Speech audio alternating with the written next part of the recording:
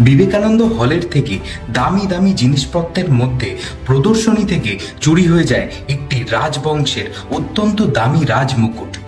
সেই মুকুটটি কোনো সাধারণ মুকুট নয়, সেটি আসামের রাজবংশের একটি অত্যন্ত মূল্যবান একটি দামি রাজমুকুট, যার মধ্যে অবস্থান করছে একসাথে 7টি হিরে, যা অত্যন্ত দামি এবং মুকুটটি সম্পূর্ণ সোনার। সেই হিরেগুলোর জন্যই কি চুরি হলো সেই রাজমুকুট? চুরি যাওয়া হলের গার্ডকে কেই বা খুন করলো? জানতে হলে কিন্তু শুনতে হবে আমাদের আজকের নিবেদন চুরি যাওয়া রাজমুকুট, শুধুমাত্র গল্পের আসরে সুকান্ত দাসের কলমে। নমস্কার শ্রোতা বন্ধুরা, আমি রূপম রায় আছি আপনাদের সাথে।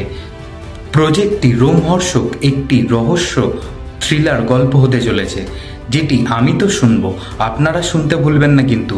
গল্পের আসরে শুধুমাত্র আজ রাত 8টায়। তৈরি তো?